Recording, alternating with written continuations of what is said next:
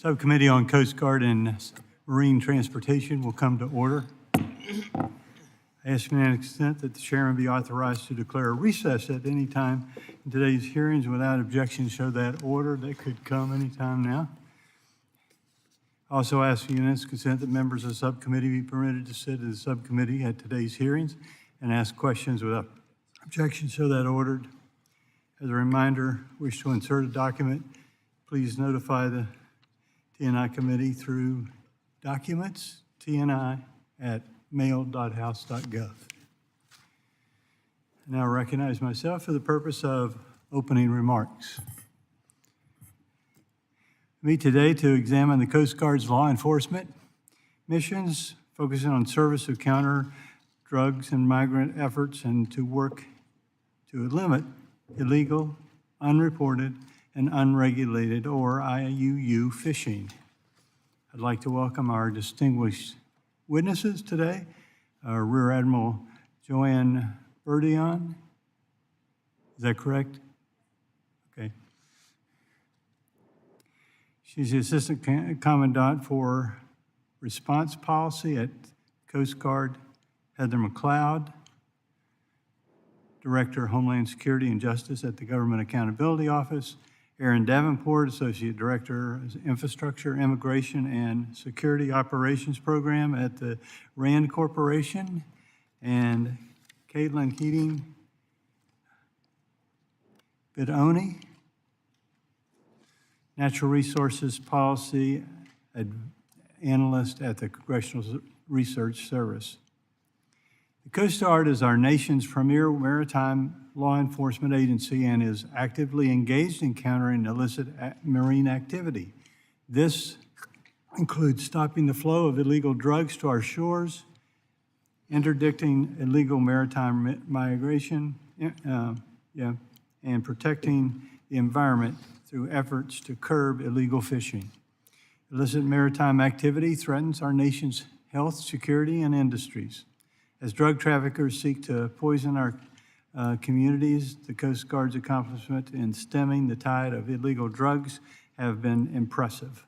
Over the past 4 fiscal years, the Coast Guard intercepted and seized 888 metric tons of cocaine worth approximately $25 billion, as well as more than the service's annual budget. At the same time, the Coast Guard is addressing increased levels of maritime migration to our shores, often in the form of makeshift vessels that are not seaworthy and threaten the lives of the occupants.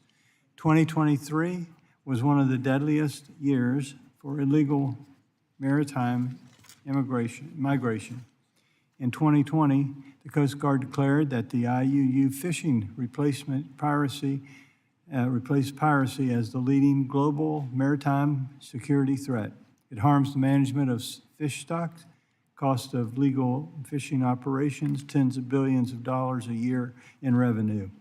This harm is exacerbated by the world's biggest IUU offender, China. China Communist Party provides billions of dollars in subsidies in their distant water fishing fleet to plunder the fishing stocks of other nations. To combat illicit maritime activity, the Coast Guard works with partner nations and expands targeted intelligence to maximize enforcement actions.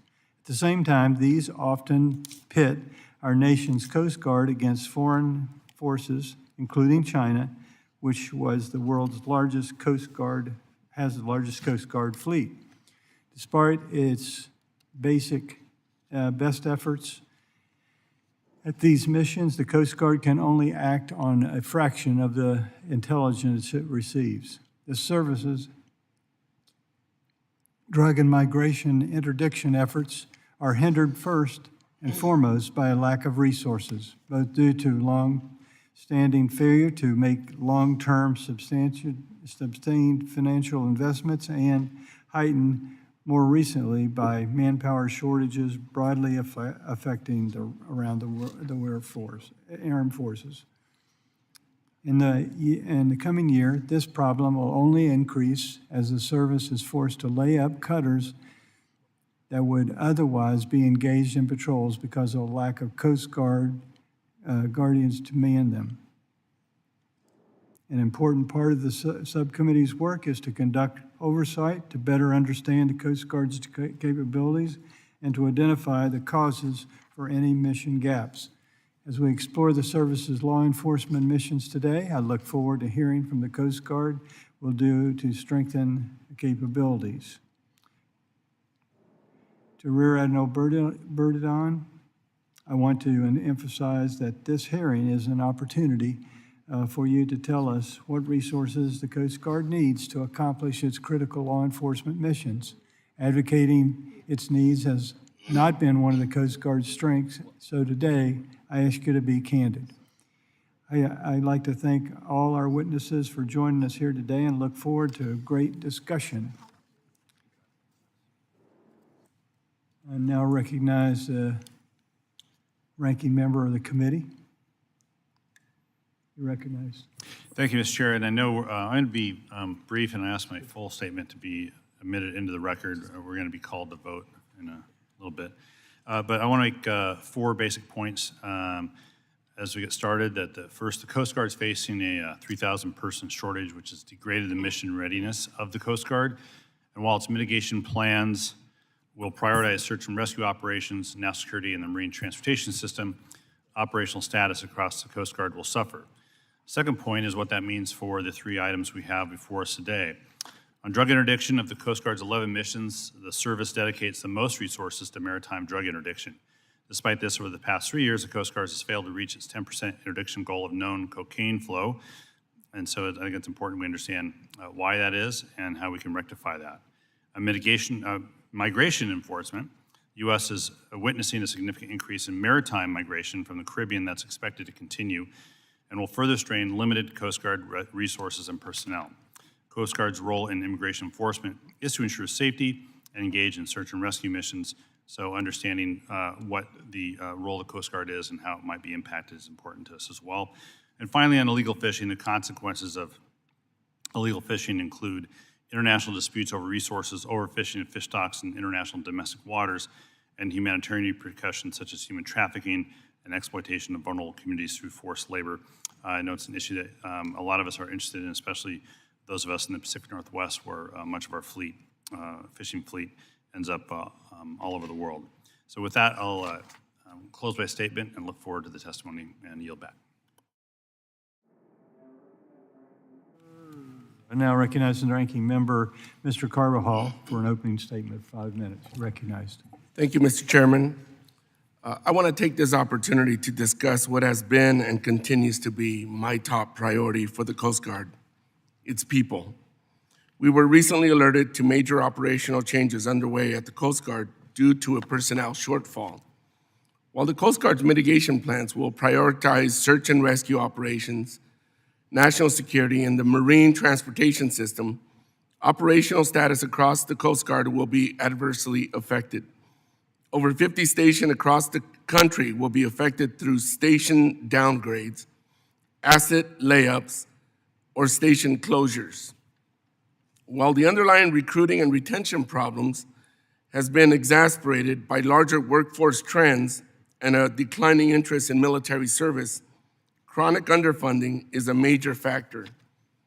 The Coast Guard Academy and Training Center, Cape May, the 2 main points of entry into the service, are in desperate need of infrastructure improvements.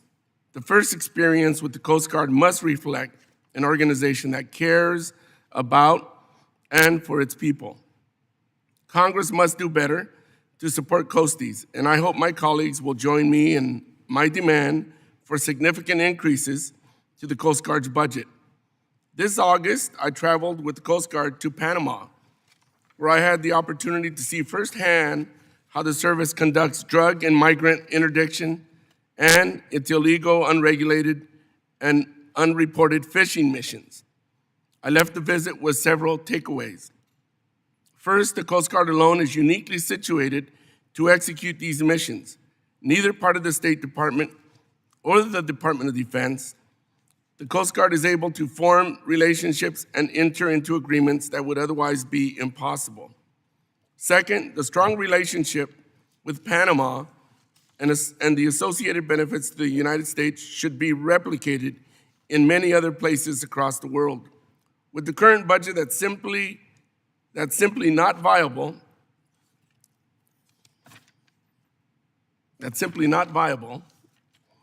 Lastly, members of the Coast Guard are truly the backbone of the service. One day, a coastie may be training Panamanians to conduct fishing vessel inspections, while the next day they're interdicting drugs on the high seas. They break ice on the Great Lakes and issue credentials for merchant mariners. They are truly our country's best kept secret and value multiplier.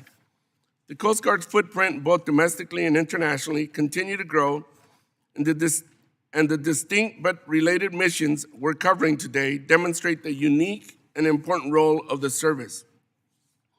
Combating international, illegal, unreported, and unregulated fishing ensures equitable access to food, safeguards our oceans, and prevents forced labor and human trafficking. Drug interdiction stops the flow of drugs before they reach American shores and combats transnational criminal organizations. The Coast Guard's role in migrant interdiction ensures that the least fortunate among us who choose to board a vessel to come to the United States do not perish at sea. I look forward to hearing more about these missions and how Congress can support coasties to ensure that the Coast Guard remains semper paratus. Mr. Chairman, I yield back. Thank you. Now we'd like to begin with our witnesses. First of all, let me make a brief statement about our lighting system. G means go, yellow means slow up, and red means end your remarks. So with that said, and a few other little things here we'll do, I ask unanimous consent that the witness' full statement be included in the record. Without objection, show that done. As for unanimous consent that the record today as hearing remain open until such time as the witnesses have provided answers to any questions that may be submitted to them in writing. Without objection, show that done. I ask also unanimous consent that the record be open for 15 days for any additional comments, information submitted by members or witnesses to be included in the record today. Without objection, show that done. As part of your witness testimony, all of your written testimony has been made a part of the record. The committee asks that you limit your remarks, your oral remarks, to 5 minutes. With that, Rear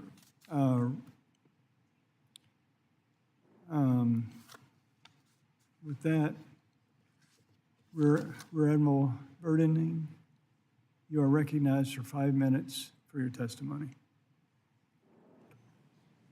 Thank you, Mr. Chairman. Good morning, Chairman Webster, Ranking Member Carbajal, members of this subcommittee. It really is my honor to be here this morning.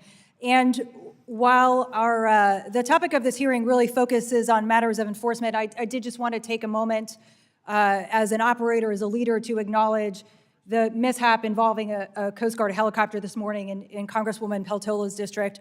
All 4 crew members are being airlifted to Harborview in Seattle, and we hope for the very best. And the team here on the Hill will provide updated information as we continue to get it. So I'm honored to be here to share the important work your Coast Guard is doing in 3 of our 11 statutory missions this morning: drug interdiction, migrant interdiction, and other law enforcement, which really is counter illegal, unregulated fishing around the world. I want to thank you for your continued strong support. Without the work that we do together and with your support, we simply would not be able to do the work to save lives, defend American prosperity in the homeland, and preserve the sustainability of our world's oceans. America's Coast Guard is in greater demand today than it ever has been. Our crews and the work we do inspires trust and confidence among the American public and with like-minded partners who join us in our commitment to promote maritime governance. The Coast Guard is one of 6 armed services, and at the same time, we are a maritime law enforcement agency. Our unique blend of authorities and capabilities enable action and promote joint operations in the interagency and with international partners. This is a Coast Guard discussion, so I hope you'll let me tell a sea story or two to really frame the discussion here this morning about how we combat complex global threats and project governance in the maritime domain. Transnational criminal organizations continue to exploit the maritime domain to traffic narcotics into the United States, and this revenue enables TCOs to expand their networks to other illegal activity. It drives violence and it drives instability in our neighbors in our backyard. Last week, Coast Guard cutter Weishi, which is a national security cutter, interdicted just over 1,500 kilos of cocaine and detained 4 criminals from a vessel off the west coast of Panama in the Eastern Pacific. And for context, 1,500 kilos of cocaine is about the weight of a Ford Escape. So as the chairman mentioned, the Coast Guard over the last 5 years has interdicted over 800 metric tons of cocaine. I don't know what weighs 800 metric tons, but it's a lot of cocaine. And just last year, we interdicted over 130 metric tons of cocaine. On average, annually, over the last 5 years, we've transferred about 475 criminals to the Department of Justice for prosecution. Just this weekend, the Coast Guard and partner agency crews in the Straits of Florida rescued 35 people from the sea 10 miles south of Key West.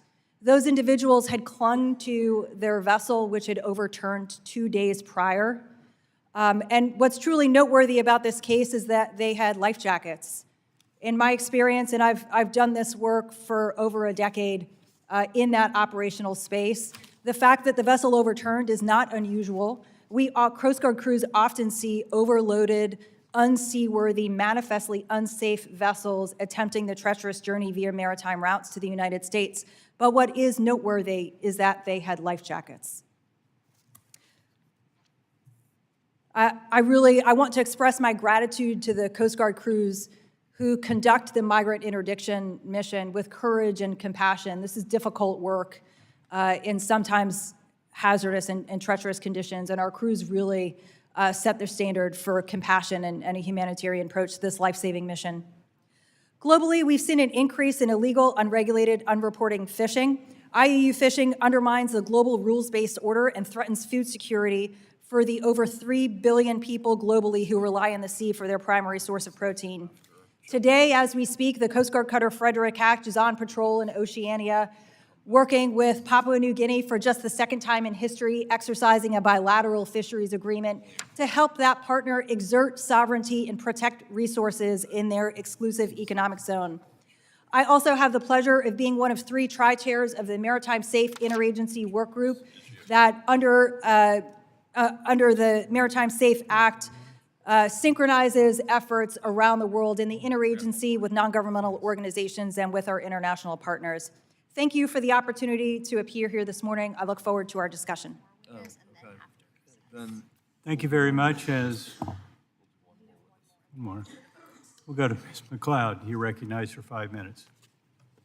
Chairman Webster, Ranking Member Carbajal, and members of the subcommittee, thank you for the opportunity to be here today to discuss GAO's recent work related to Coast Guard missions and resource challenges.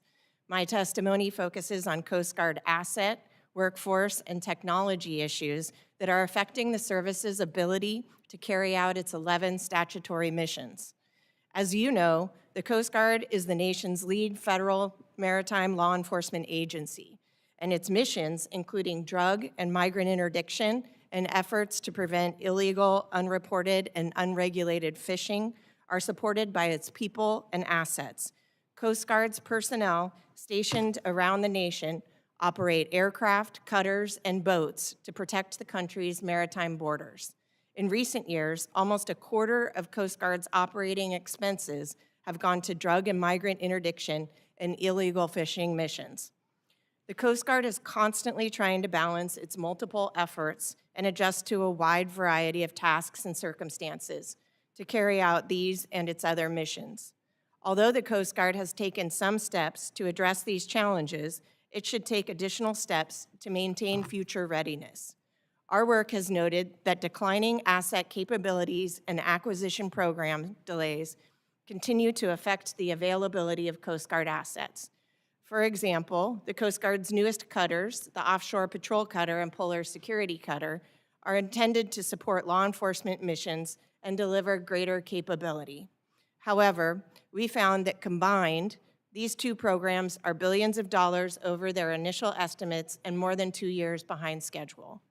Declining availability of legacy assets and delays in acquisitions of their replacements can affect the Coast Guard's ability to conduct its drug and migrant interdiction and illegal fishing missions. We made several recommendations in those reports to address immature technologies and unstable designs, including that the Coast Guard update its acquisition policies.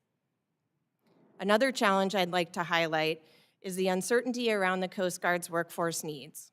In recent years, the Coast Guard has raised concerns that its mission workload has outpaced its workforce levels.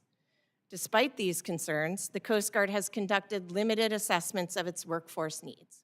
Specifically, as of March 2023, the service reported that it has assessed needs for just 15% of its workforce, a process it began 20 years ago. The Coast Guard estimates that it is short thousands of service members. Without workforce assessments, it does not know the true magnitude of the shortfall and which units or missions are most affected. Having this information could also help the Coast Guard target its recruiting efforts. One of the recommendations from our review is that the Coast Guard update its workforce planning document with timeframes and milestones for completing these assessments. Another area that we have highlighted is the Coast Guard's longstanding issues with managing its technology resources. For example, in multiple reviews, we have raised concerns about challenges related to MISSILE, a critical but antiquated data system that tracks and reports results for nearly every Coast Guard mission. However, because of system limitations, it is difficult for the Coast Guard to compile and analyze even some of the most basic performance information. For example, Coast Guard cannot easily track migrant interdiction data, and officials told us that they may spend an hour a day compiling it manually. We've recommended that the Coast Guard identify and analyze alternatives to MISSILE. The Coast Guard agreed, and as of June 2023, missile replacement efforts were ongoing. In closing, Coast Guard maritime law enforcement missions are increasingly vital to U.S. interests. Operations are becoming more complicated as Coast Guard acquires upgraded data systems, aircraft, and vessels. Workforce growth and enhanced skills will be required to operate and maintain these updated assets. Addressing our recommendations will help ensure that the service is effectively and efficiently using its limited resources to carry out these critical missions. Chairman Webster, Ranking Member Carbajal, and members of the subcommittee, this completes my prepared statement, and I'd be happy to answer any questions you may have. Thank you very much. As I promised at the first, we're going to adjourn here, or recess here, for the time of the committee votes, and about 5 minutes afterwards, we'll recall at the call of the chair, which will be probably 5 minutes after we quit the votes.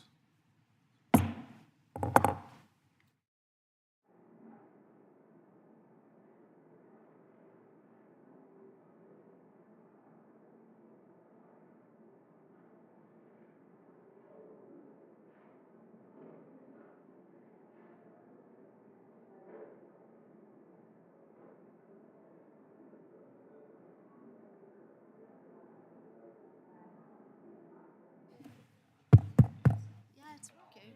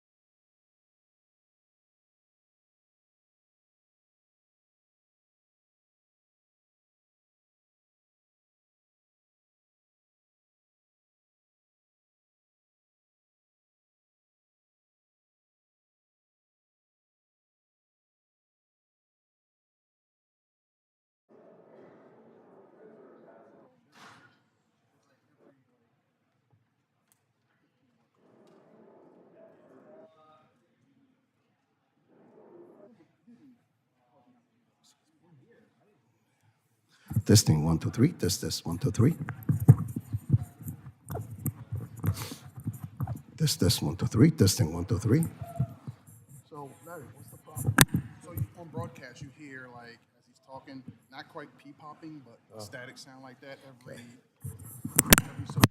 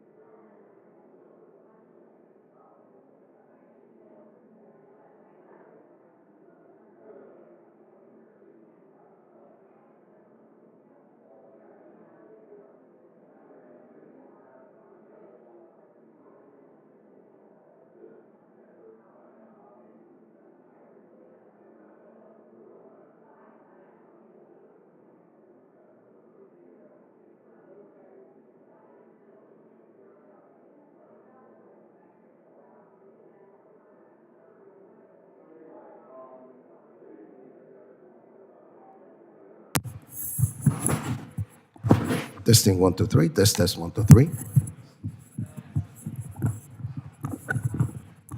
Test, 1, 2, 3.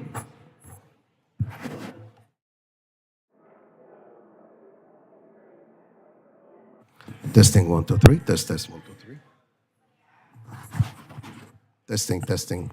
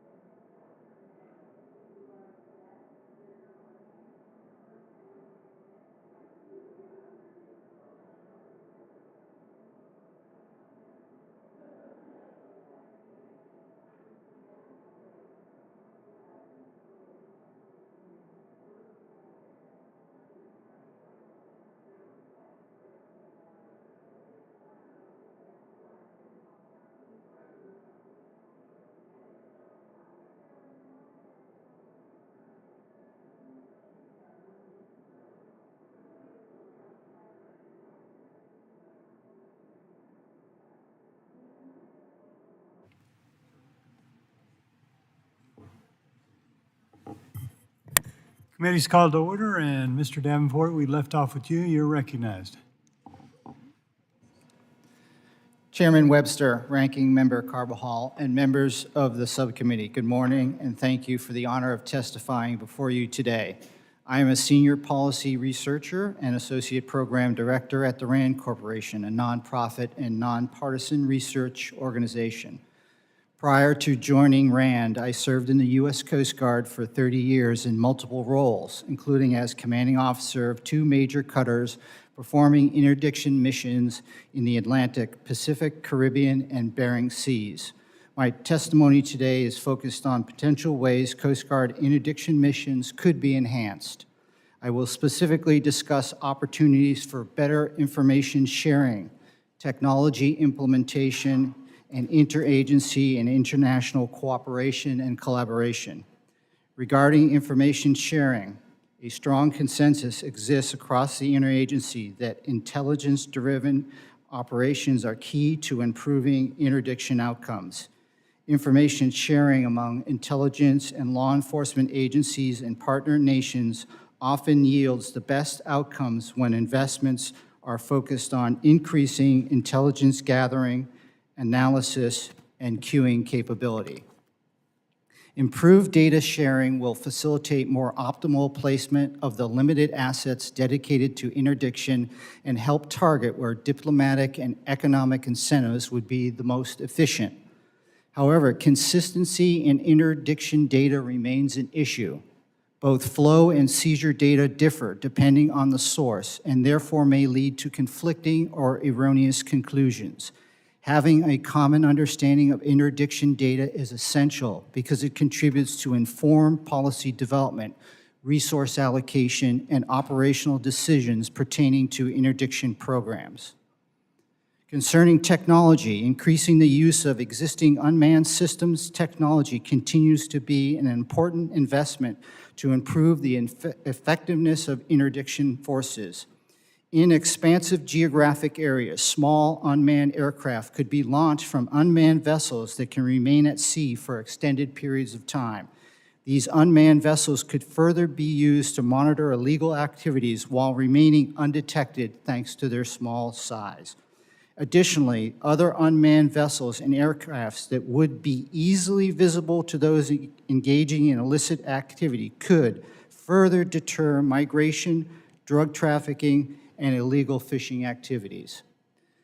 A RAND Homeland Security Operational Analysis study for Coast Guard Aviation found that incorporating unmanned aircraft is particularly cost-effective for detection and monitoring activities, and further recommended unmanned aircraft as a major element of the future aircraft fleet.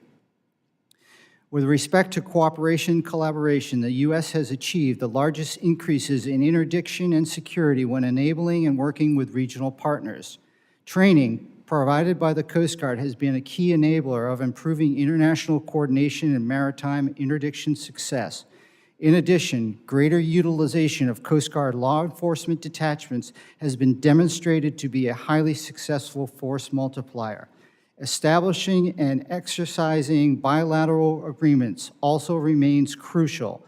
The Coast Guard could further bolster regional partnerships by providing more training from law enforcement experts, combined operations, and logistics support.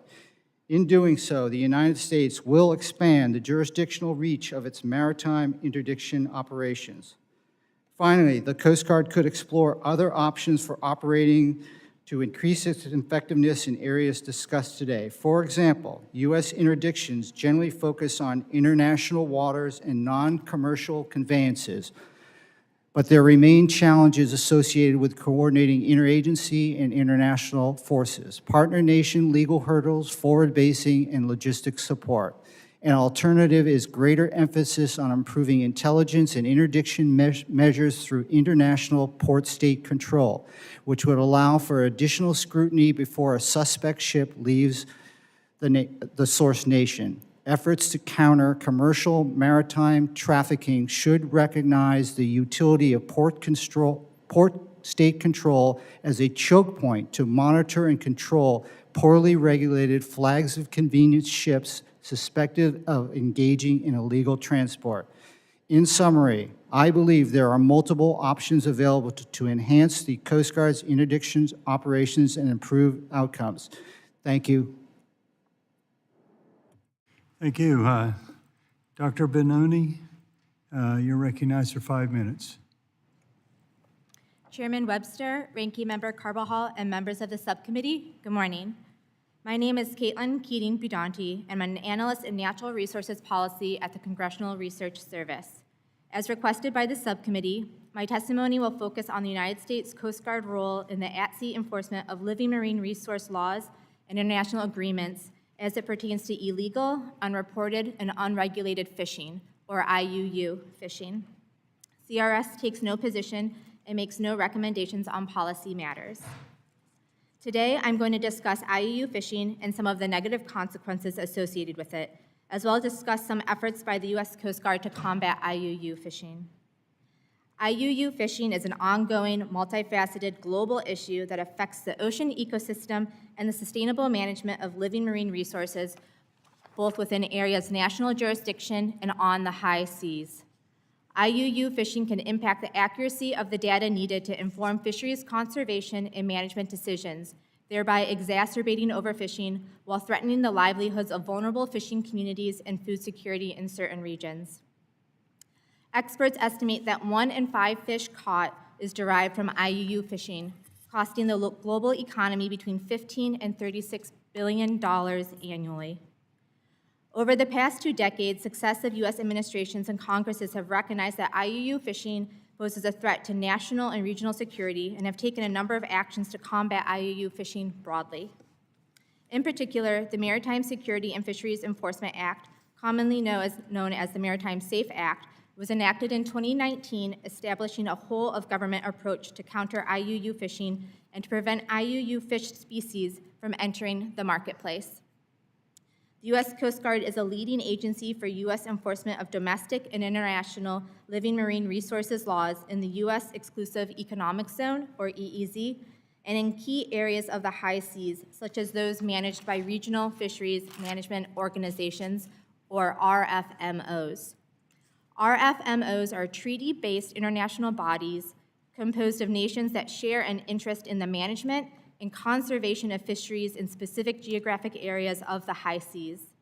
The U.S. Coast Guard works with the National Oceanic and Atmospheric Administration, the Department of Defense, and the Department of State, among other agencies, to provide a whole-of-government approach to addressing IUU fishing. In 2021, the U.S. Coast Guard outlined actions it would take to combat illegal exploitation of marine fish stocks. Some of these actions were also identified as priorities for the U.S. Interagency Working Group on IUU fishing, which was established under the Maritime Safe Act. To combat IUU fishing, the U.S. Coast Guard proposes enhancing its at-sea operations, applying innovative technologies to detect vessels engaging in suspicious fishing behavior, and assisting partner nations with fishery law enforcement in their territorial waters, among other actions. The U.S. Coast Guard identifies instances of IUU fishing through its at-sea operations. On the high seas, under the authority of some RFMOs, U.S. Coast Guard law enforcement officials may conduct boardings and investigations of vessels suspected of IUU fishing. The U.S. Coast Guard reports instances of identified or suspected IUU fishing activity to other federal agencies and to the relevant RFMO to inform IUU vessel lists and other actions. According to the U.S. Government Accountability Office, between 2016 and 2020, the U.S. Coast Guard boarded and inspected 227 fishing vessels on the high seas. Because of the size of the ocean environment, the U.S. Coast Guard may analyze vessel tracking data, such as vessel position information broadcast via automatic identification systems, to identify vessel movement patterns indicative of IUU fishing. These analyses help target suspect vessels. The U.S. Coast Guard also works with partner nations to help build their own counter-IUU capacity through training exercises and bilateral shipwrighter agreements. Shipwrighter agreements are cooperative enforcement arrangements that allow law enforcement official from one party to embark on another nation's law enforcement vessel or aircraft. The Maritime Safe Act directs federal agencies to enter into new shipwrighter agreements or add counter-IUU fishing provisions to existing shipwriter agreements in priority regions. This concludes my opening remarks. Thank you, and I look forward to responding to any questions. Thank you very much. So I now recognize myself, but I'd like to say we just appreciate all of you coming back. Appreciate it. So I'll turn to questions of the panel, and I'm going to be first. I'll recognize myself for 5 minutes of questions. So Rear Admiral Bedoni. In each of the last 2 fiscal years, the Coast Guard interdicted more than 12,000 migrants attempting to cross the maritime border, more than double the figure that crossed in 2021. Can you explain the impact of the increase of migrants over the overall law enforcement missions? For example, have other missions like drug interdiction had to scale back because of the increase in migrant interdictions? Thank you, Mr. Chairman. As you've mentioned, since February of 2021, the Coast Guard has seen historic levels of irregular maritime migration in the maritime approaches to the southeastern United States, as well as in the Mona Passage, which really connects via maritime routes the Dominican Republic and Puerto Rico. There has been an impact to other missions, from maritime patrol aircraft coverage to the International Ice Patrol, to our ability to provide surface and air assets in support of the counter-drug mission in the Joint Interagency Task Force South area of responsibility. We remain at Operation Vigilant Sentry Phase 1 Bravo, which is the phase in which we operate to prevent mass maritime migration. And that demands greater coordination among DHS partners. The Homeland Security Task Force Southeast is a DHS construct under Joint Task Force East, and is how we share intelligence, coordinate operations, and create a force laydown to deter and prevent that mass migration, sir. So in your estimation, are there particular policies that are driving the increase in migration?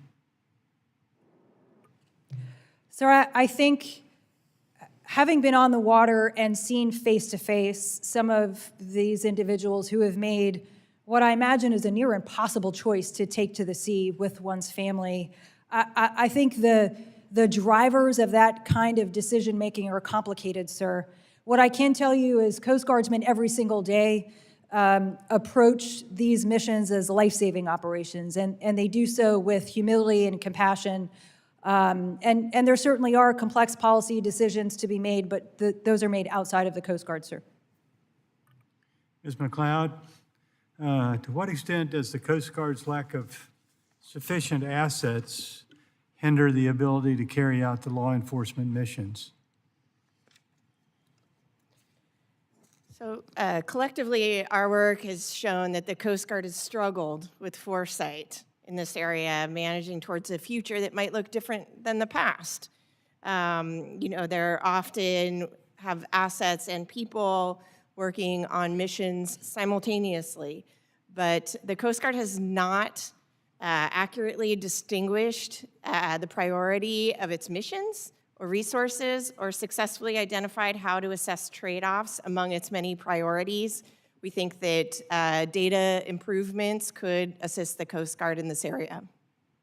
So is that why you can, the mitigations, those challenges have been so difficult is because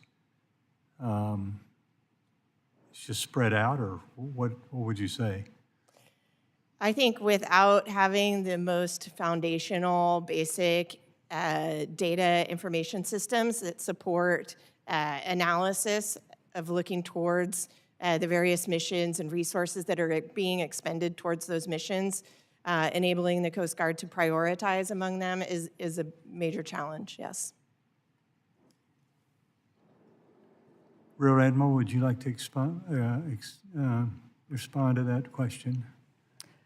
Yeah, thank you. I think, the Coast Guard did establish an Office of Data Analytics in 2022 so that we can get into the big data business, so that we can use past performance to be an indicator of future priority.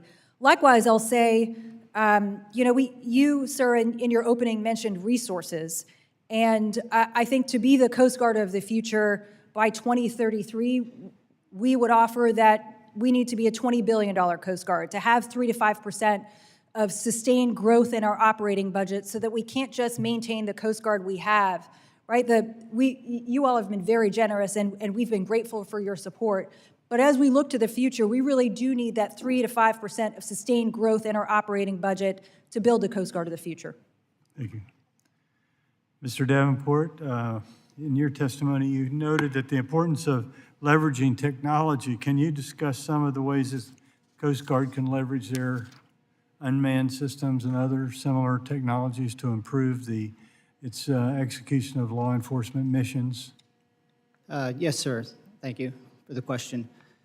I strongly believe that the Coast Guard could better leverage what unmanned systems could provide. The Coast Guard's manned assets spend arguably a large portion of their time searching and locating. With UAS, unmanned system technology, this could be relieved, and you could say it would be more efficient. You may locate them quicker, but also it would save all the time and effort in the search. Okay, thank you very much. I'm out of time. Mr. Carbajal, you're recognized for 5 minutes. Thank you, Mr. Chair. You're the chairman. You're never out of time. Thank you. First, let me say to Admiral Burdian how I think the chairman, myself, and everybody, we share our concern for the families and the Coast Guard personnel that were involved in the accident, the MH-60 accident that transpired when they were doing search and rescue in Alaska. And we wish them a speedy recovery, and our thoughts are with their families. Secondly, I had the privilege of being with you at the J. Adams South in the Florida Keys, along with the previous commandant. And it's great to see you have risen even further in your career, and it's great for the Coast Guard, great for our country that you're where you're at. So just wanted to recognize you for your leadership. Ms. McLeod, issuing over 17 reports between 2010 and now, GAO has been raising red flags about Coast Guard planning and resources for a while. Now that we're amid a serious workforce shortage, what should the Coast Guard be doing? Correct. We have issued numerous recommendations in these areas of strategic planning for the Coast Guard, and specifically in its workforce planning. I think that one area the Coast Guard could do better is a risk-based approach. For example, in our work on the marine inspection workforce and gas carrier examinations, we found that a risk-based approach to these examinations could better utilize the marine inspection workforce and provide some benefit in terms of resources for personnel going forward. So that's just one suggestion we have. And I'll just say in response to the numerous recommendations we have outstanding to the Coast Guard in these areas, we are consistently following up with the Coast Guard and working on these. Many of these recommendations we've made to them in the last 3 years, and we are seeing some progress. But as workforce shortages, the Coast Guard faces workforce shortages like the other military services, addressing our recommendations will become even more important. Thank you. Admiral Burdian, the Coast Guard is nothing without its people. When stations and cutters are short-staffed, what does that mean for the coasties? If the Coast Guard was to say appropriating or could appropriate $500 million for infrastructure needs at the Coast Guard Academy and Cape May, as well as for recruiting, how would that affect the shortfall? Thank you, Mr. Carbajal. I will say to your first question, when units are short, what we do is drive risk down to the operational commander. what we say to our crews is go ahead and do more with less, but be careful. The efforts we're undertaking now to temporarily realign our workforce really are in response to that known risk so that we can take an enterprise-wide view with regard to how these existing personnel shortfalls impact our ability to execute the mission. And you've read and have been briefed by the teams that we really are prioritizing life-saving, homeland security, and preservation of the MTS. With the addition of funds, as you know, in the 24 President's budget and the unfunded priorities list, there are projects for both the Coast Guard Academy and Training Center Cape May. At Cape May to create the new training complex for recruits, and at the Coast Guard Academy to make improvements to Chase Hall. I think it's important just to acknowledge that all, like 100% of our active and reserve component, officer and enlisted, flow through those two accession points. And so if we say we're going to invest in our people and we were provided those additional resources, that's where they would go. I would also say, you know, we would take the opportunity to expand our recruiting workforce.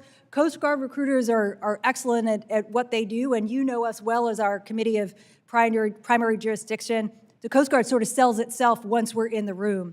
On average, Coast Guard recruiters recruit 12 people per year, and that's compared to our DoD counterparts that recruit about 9 folks per year. So when we're in the space, when we have the recruiting team in place, I think we can be successful. Thank you. And going to the right places to recruit is also very important, if I should say. Dr. Keating-Batanti, I recently had the opportunity to see the Coast Guard's presence and partnership in Panama firsthand. There, the Coast Guard is capacity building and conducting law enforcement. What should Congress and the administration be doing to better leverage the Coast Guard's international status? I think to address IU fishing broadly, and especially building partner nations' capacity, it involves a whole of government approach. There are resources that the Coast Guard could be using to encourage other countries to review the assets and technologies that they have available to address IU fishing within their waters. Thank you. And lastly, just to conclude real quick, Mr. Davenport, your testimony focuses on ways to enhance the Coast Guard's IUU and drug and migrant interdiction missions.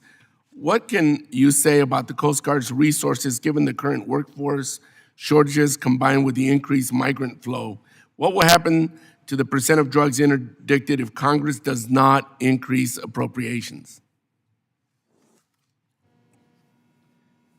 I can only assume if they do not have enough assets that would increase the flow. However,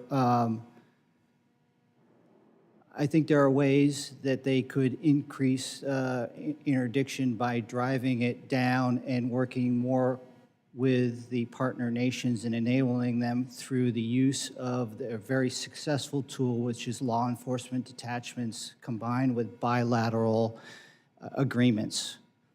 And the other big one is that I've seen over the years is the effect that international training has on the capability and capacity of partner nations and cooperative operations. So, the last point I'd make is that what was most successful is approaching these problems from a regional standpoint and not just one nation to one nation. The most successful ones have been when you do a regional effort. Thank you. Thank you. I'm out of time, Mr. Chair. I yield back. Mr. Babin, you're recognized for 5 minutes. Yes, sir. Thank you, Mr. Chairman. Thank you all for being here, you witnesses. As one of the co-chairs of the House Border Security Caucus, I believe this hearing is vital. Thank you for being here. Enforcing our maritime border security, disrupting international drug and human smuggling activities, protecting American waters from illegal foreign fishing, it is all vital for our nation. And I appreciate all the work that the Coast Guard is doing in this space. Admiral Burdian, the first question I would like to ask is I represent part of the Gulf Coast in southeast Texas. Many folks in the shrimping industry have been feeling a lot of pain lately. In fact, they're having a problem keeping the lights on their boats. Foreign shrimpers, however, are apparently having a heyday. They've been dumping shrimp into the American economy, driving prices down, harming the livelihood of individuals in my district and several other districts that are surrounding me. And I understand that you are not responsible for trade policies, but I'd like to know if you've seen an uptick in illegally harvested shrimp and if you're aware of the impact that it is having on American shrimpers. Thanks for the question, Mr. Babin. We routinely patrol the maritime boundary line in the Gulf of Mexico to counter illegal fishing in the U.S. EEZ. I will say the majority of our work thus far has been with regard to snapper, primarily Mexican launches crossing the maritime boundary line.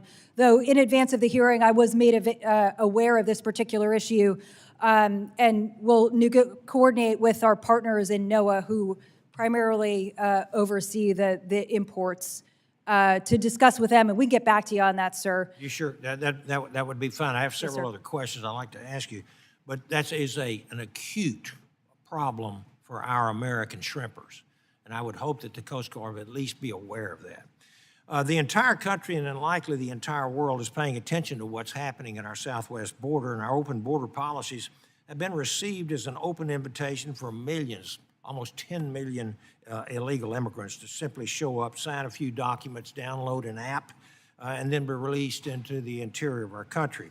It is my belief that the White House and the administration is directly responsible for the situation at our southern border. The Secretary of Homeland Security has been complacent at best throughout the last few years, in my opinion, and completely failed in his duty to protect the nation's interior, even saying our borders are secure, he has operational control, when nothing could be further from the truth.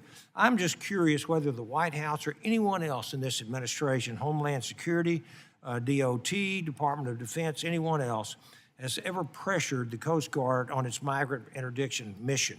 What sort of conversations have you had with the administration officials on your migrant interdiction mission? And has the mission or the associated policies changed since January of 21? Just quickly.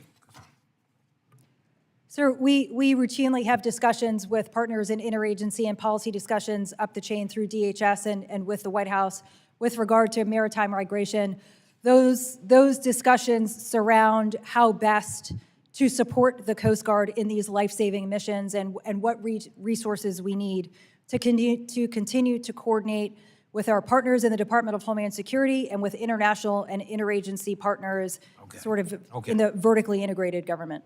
All right. How much of an increase in trafficked fentanyl and fentanyl precursors have you seen? There are three precursors to fentanyl. I serve on the House Cartel Task Force, where we have been studying the cartel business plan and how they operate in the United States, how they make money, et cetera.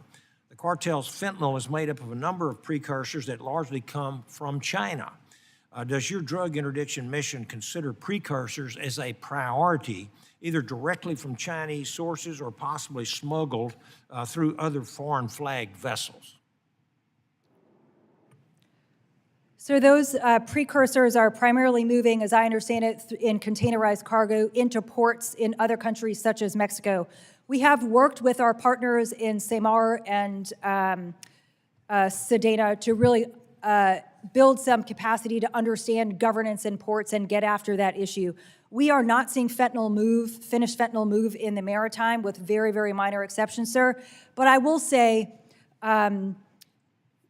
the cartels, whether it's Mexican cartels or cartels in Colombia, are operating agnostic to product. And so every kilo of cocaine the Coast Guard interdicts serves to undermine the profit motivation and undermine the financial resource of these transnational criminal actors and the violence and instability they sow in the region. And that's exactly what needs to happen. We have to bust up their profit motive and their business model. Thank you very much, and I yield back, Mr. Chairman.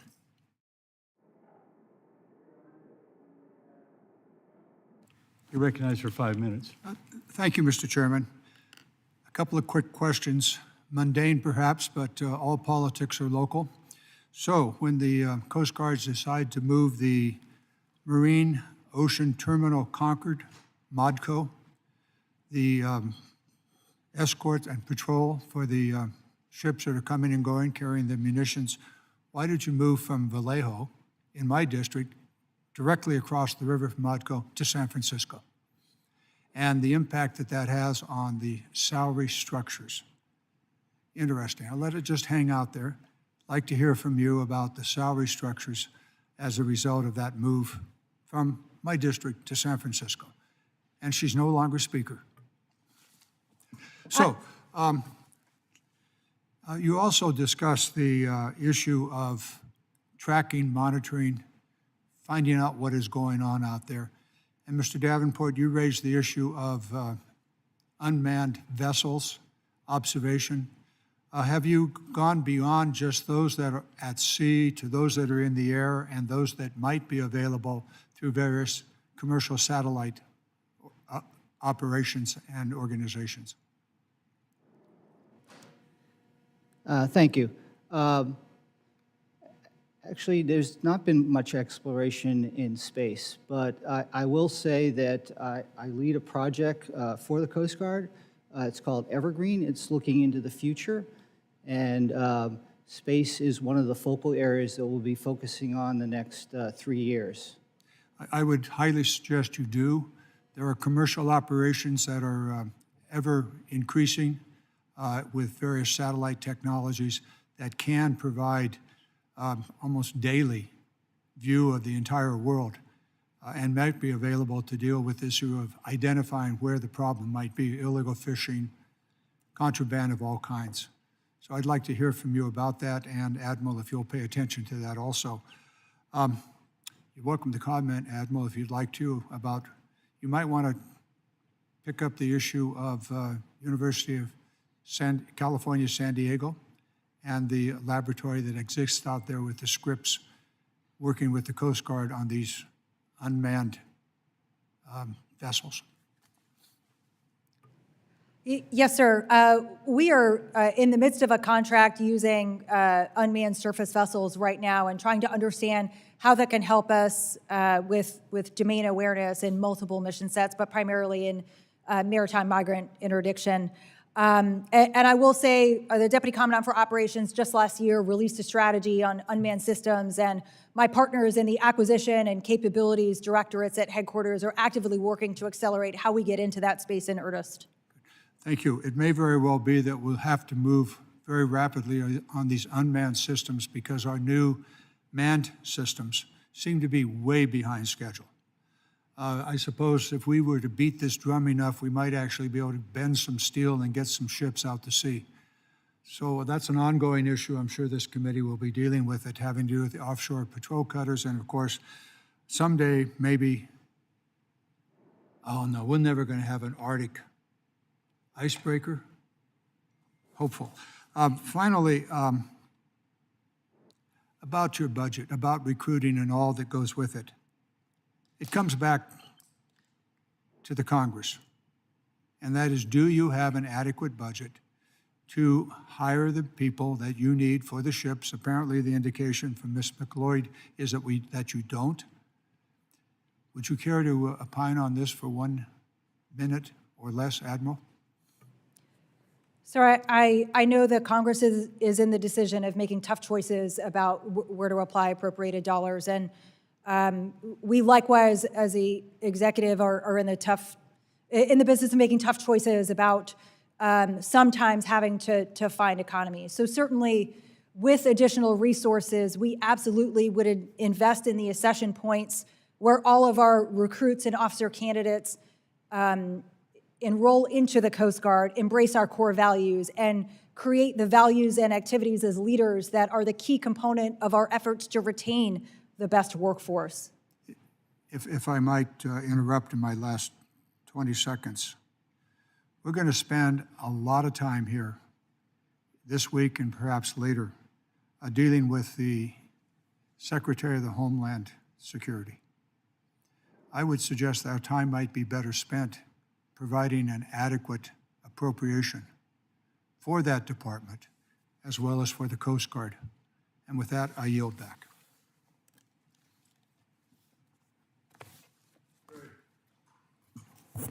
Recognized 5 minutes. Thank you, Mr. Chairman. First, Admiral, I want to thank you very much. I think you were awoken months ago at 1 or 2 in the morning to help out with a search and rescue mission for one of our constituents, and I just want to thank you very much for going above and beyond in all of your help and helping out with one of our constituent families. I know you know the awful outcome of that situation, but your assistance was we're very grateful for that, as is the family of Cameron Robbins. So just want to say thank you. Secondly, I want to congratulate you on the, a little bit late, but on the promotion.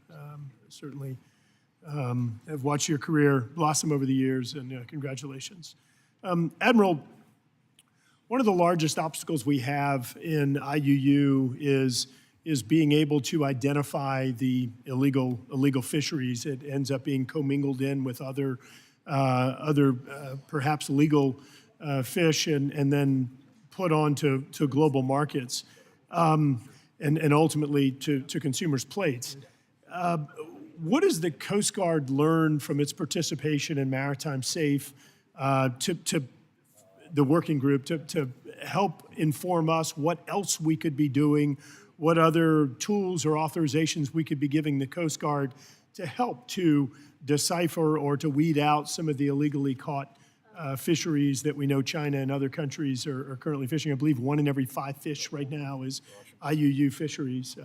I need to give a shout out to my friend Jared Huffman, which I rarely do, but I want to take this opportunity because he and I did work. Well, it's only when you do good things, which has been fewer and further between lately. But seriously, I want to thank my friend Jared Huffman for the work that we did on a bipartisan basis in NDAA to help improve IUU enforcement actions. But if you could respond to the question on additional tools and authorizations. Thank you, Mr. Graves. It is good to be here in this capacity. I feel proud to sit before the committee, given my history in the room here. I think the MSAFE interagency work group, the power is in our ability to layer authorities and really drive outcomes, and to build capacity, in particular in the 5 priority flag states. There was an interagency team in Senegal just last week working with that country to really understand what they need to create a legal framework to elevate their ability to conduct enforcement in the Gulf of Guinea, and really drive towards solutions for those artisanal fishers who rely so much on the successful fishery for their livelihood. So not a national level, but really a local, at a local level there. What we've been able to do in the work group, as I mentioned, is layer our authorities. So in the case of vessels that refused Coast Guard boarding in the Eastern Pacific in August of 2022, working with partners in Treasury, in state, and throughout the interagency, those were Chinese. The beneficial ownership was to a company in PRC. They were Panamanian flagged. And after those incidents occurred, Panama actually deflagged 31 vessels belonging to that same company.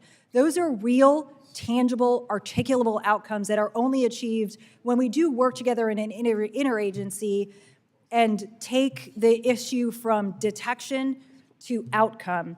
We're not going to interdict or inspect our way out of the IUU fishing challenge globally, so it really does take a focused effort, synchronized in the interagency alongside international partners with a support of non-governmental organizations, which is what MSAFE is doing. And to your question, sir, we are in year 3 of 5 of MSAFE, so as you consider whether to reauthorize that particular work group and whether to fund it so that this isn't a collateral duty, we work hard to push other issues aside and focus in this space so that we can assign individuals to focus primarily on this challenge globally. Thank you. In regard to the specific provision we worked on with Congressman Huffman, it was about capacity building within DOD. Is that a tool that the Coast Guard needs as well? Or I know you mentioned doing some work with Senegal, for example. Is that an authorization or capacity that the Coast Guard needs? So I think we feel like we have the authority, in particular using states' authority, to build capacity where we get those requests. Coast Guard crews have been in Cote d'Ivoire, Senegal, Vietnam, Panama, Ecuador, Costa Rica. We really have deployed globally to understand the needs of our partners and apply resources to help elevate the capacity so that we're operating with our international partners on that level playing field. Thank you. Yield back. Gentleman yields back. I'd like to recognize the gentleman from Massachusetts, Mr. Auchincloss. Thank you, Chairman. Good afternoon, Admiral Birdie, and thank you for being here. The Coast Guard is facing a 3,000-person workforce shortage, which will impact stations in Massachusetts, including Scituate, Boston, and Cape Cod. How will this shortage impact the Coast Guard's ability to conduct its missions in Massachusetts in particular? I know you spoke previously broadly about how you devolve operational risk to the commanders. Can you speak to the Northeast and Massachusetts in particular? Yes, sir. Good afternoon. Those targeted temporary reductions were made given the geographical layout of those particular boat stations and our standards for search and rescue, which is our priority during this time. I will say I sort of owned the performance side of that as my primary duty and have directed the offices of search and rescue to continue to monitor the performance of search and rescue in locations where there has been an impact due to the personnel shortage, to make sure that we are achieving the level of service the American public expects. We don't have enough personnel. There's effects happening to the stations. There's going to be a diminution in service. So what are the trade-offs that you are making? Like, what are the trade-offs that you are issuing to the commanders of those stations that they're not going to do? Well, I think, you've been briefed on what the reductions are, whether it's a forward operating location or there will be a unit with scheduled missions only or seasonal stations. We're ceasing to operate on the Western Rivers. Yeah, I mean, that's activities, but I'm talking about outcomes. What is the diminution in outcomes and performance that the American public can expect because of this personnel shortfall? So the reductions were targeted given our existing policy toward performance, toward outcomes. And I can provide you more details on that. Okay. That's not what I'm asking. You have a personnel target because you need that number of personnel to execute your 11-part mission. If you don't have enough personnel, unless you're overstaffed, which I don't think anyone here is claiming that you are, then there's going to be a reduction in that ability to execute that mission. So just clearly state what are the trade-offs that you are making across that 11-part mission as it affects Massachusetts. Sure, absolutely, right? Like, we will conduct fewer law enforcement boardings per se. If there's right? Like, we have limits on the amount of time an individual boat driver can spend operating. Once those limits are reached, because that individual crew is conducting a search and rescue case, they will be unavailable for other missions. So you're prioritizing search and rescue, search Yes. and recovery, but there's going to be a degradation in law enforcement, in the 3 maritime law enforcement missions? There could be, sir. It's difficult without knowing what that search and rescue load will be, right? Like, this is No, I this is a understand. You can't demand-driven predict, operation. You can't predict it, but overall, you know the trend lines for search and rescue demand in the greater Boston area. So of those 3 maritime missions, fisheries, migrant interdiction, and drug interdiction, which of those 3 are likely to be the biggest challenge for the Northeast because of the reduction in law enforcement? Well, I certainly, in the law enforcement space, it would be fisheries important. We don't do an awful lot of drug or migrant interdiction in the Northeast, as you know, sir. But I can tell you that our operational commanders are empowered to make those trade-offs given, I know you're going to do your best with the resources that you have. It's not a question of your response. It's just the realities of you don't have enough people. Right. And so it's important just to articulate the trade-offs so that we here in the panel, but also my constituents, can understand the imperative of the Coast Guard mission and why it's important that we support you as you recruit. Yes, sir. Ms. McLeod, how would you evaluate the Coast Guard's recruitment, and what might they do to improve it? We've seen in our various studies of the Coast Guard workforce that the Coast Guard has a culture of making do. They also have a process to assess their workforce in manpower determinations, and this is an area where we do have outstanding recommendations to the Coast Guard that they do these assessments. You got 40 seconds. What's the one big thing they could do better on recruitment? Know what the positions that they're trying to fill. I don't understand. So I'm a former Marine, and when we got recruited, we didn't know our MOS. So what do you mean by that? Say more. I mean, without having a strategy or a plan of how many people and what missions they should be doing, I don't know how you can make a recruitment pitch. Okay, so confidently. better planning around MOS shortfalls and then how to back plan? Indeed. Okay. All right, I yield back, Mr. Chair. Thank you, gentleman. Yields back. I'd like to recognize the gentlelady from Michigan, Ms. Colton. Thank you, Mr. Chair, and thank you so much to our witnesses for taking the time to be here today and your informative testimony. As the vice-ranking member on the Coast Guard Subcommittee, I was fortunate enough in August to join a congressional delegation to Panama with the Coast Guard to learn more about the Coast Guard's key law enforcement missions. As you know, the Coast Guard is uniquely positioned to perform drug, migrant, and IUU interdictions. Intercepting illicit drug shipments is an essential part of combating addiction and maintaining public health and national security. As your testimony here today has shown, we know you share my concern over a potential government shutdown in just 3 days and what that would mean to our enforcement efforts. Rear Admiral Burdian, we have previously heard how a shutdown would harm our service members, the heart of the Coast Guard. But how would a government shutdown impact the Coast Guard's key operations, particularly drug, migrant, and IUU interdictions? Congressman, first, thank you for taking time to visit with the Coast Guard and understand our mission space. We would continue to conduct life-saving missions. We would continue to keep assets on patrol. There would be certain operations that we would not conduct during a shutdown, but I will say the most profound impact is to our people, to the individuals conducting that critical work. I was chief of response in Seattle during the last government shutdown, and my spouse at the time was in command of a ship that was deployed to the South Pacific. And so kind of keeping your head in the game is a real challenge when you have young people who don't know how they're going to put food on their table and make ends meet. So if we look at the range of missions the Coast Guard conducts and the relative risk in those mission spaces, we often operate very close to the edge of the operating envelope of the assets that we crew. What I want as a leader and an operator is for our crews to be able to focus on risk and the mission at hand. Thank you. And you may well be aware, in April, Representative Gonzalez-Colon and I reintroduced H.R. 2693, the Bipartisan Pay Our Coast Guard Parity Act of 2023. This bill would ensure that if service members in other branches of the military are paid, even in a government shutdown, so will our Coast Guard members. They deserve nothing less. This bill is essential to ensure that Coasties may continue to perform these critical law enforcement missions without fear of losing their homes, feeding their families, or risking their livelihoods.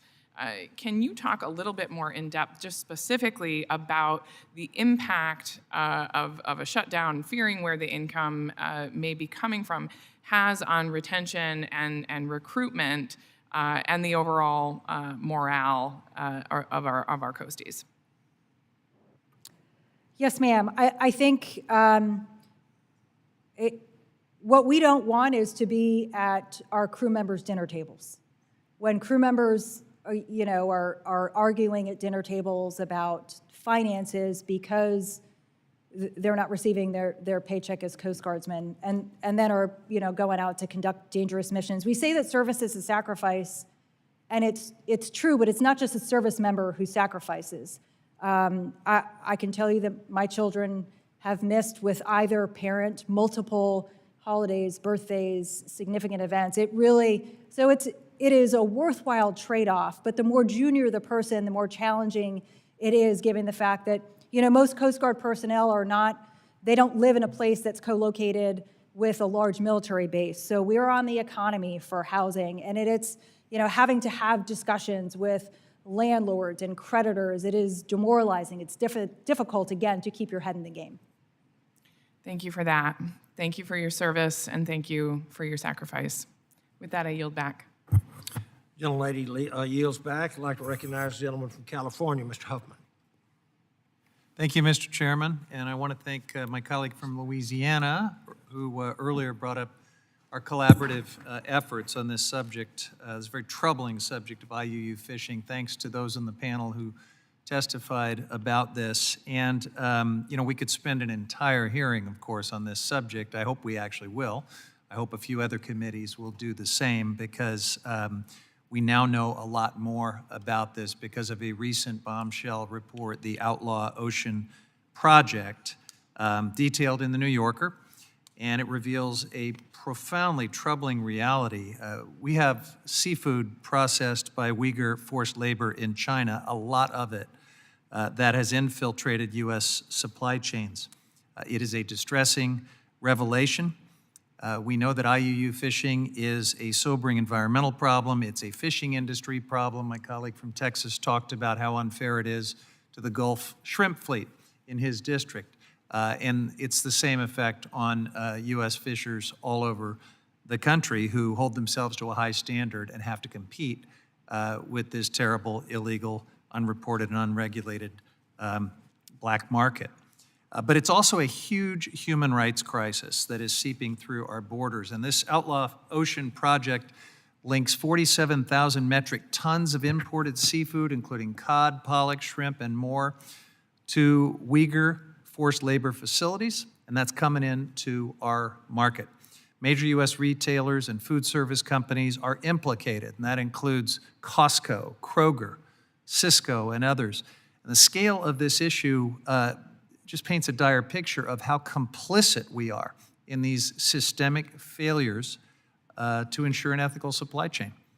Our government, unknowingly, spent over $200 million over the last 5 years on seafood that has been tied to Uyghur forced labor for public food programs here in this country. This is staggering. It should be a wake-up call. This problem is huge. We are deeply complicit as consumers and, frankly, as the United States federal government. And we're allowing this to happen because of the failures of oversight, the lack of enforcement, and the unwitting participation even of our own government programs. So all of this, I think, demands our immediate attention and a much stronger collective commitment to seriously confronting this scourge. Given what we have known for years, we should have been doing this all along, but certainly what we know now should be an outrage to everyone. Now, some of us have been sounding the alarm for several years, and just in the last few weeks since the new report dropped, Ranking Member Grijalva and I have sent 2 letters, one to Customs and Border Protection and the other to the Department of Commerce and NOAA. We are calling on the administration to address this with a whole-of-government approach. And Rear Admiral Burdian, thank you for referencing your belief that we need a whole-of-government approach. Certainly any step back by any part of our government on this issue right now would be deeply troubling, such as what NOAA, unfortunately, is doing today. They're announcing that they are delaying a rulemaking that would strengthen the SIMP program and implement IUU provisions that Congressman Graves and I helped to get into the NDAA. This is a huge mistake. We are going in the wrong direction at the worst possible time. This is not just a fishing industry problem. Forced labor and illegal fishing are inseparable. They go together. And it's not just about land versus water, ship decks versus processing plants. Every part of our supply chain is touched by this problem. And so, Rear Admiral Burdian, I just want to ask you about some of the limitations of authority that you are probably grappling with. Is it correct that the Coast Guard's authority to enforce illegalities tied to IUU fishing only extends to activities that happen at sea? Yes, sir, it is. And is it also true that the Coast Guard is limited in its ability to enforce forced labor policies, like those identified in the Uyghur Forced Labor Prevention Act and the Countering America's Adversaries Through Sanctions Act? So our crews are trained to identify signs of human trafficking and forced labor, but as you stated, that's not within our enforcement authority. Yeah. And thank you also for, I just want to agree with you when you say that you feel like we need more interagency coordination to tackle this. And in the few seconds I have left, I'll just ask our witness from the GAO. This seems like a problem that we need some GAO guidance on. Would you agree that a study that looks at agencies pointing at each other, jurisdictional confusion and limitations, would be of great value if the GAO would be willing to undertake it? I would agree with that, and I would point you also to our May 2023 report, if you're not familiar with it, where we emphasized that better information sharing between CBP and the National Marine Fisheries Service could lead to better targeting and investigation. Thank you very much. Thank you, Mr. Chair. I yield back. Yes, sir, thank you, and I appreciate the line of questioning about the fishing. I think this concludes all the questions that we have. Is there anyone else that, I don't think there's been anyone come into the room that hadn't been, had an opportunity to ask the questions. Seeing none, this concludes our hearing for today. I would like to thank each and every one of you witnesses for being here today. With that, this subcommittee stands adjourned.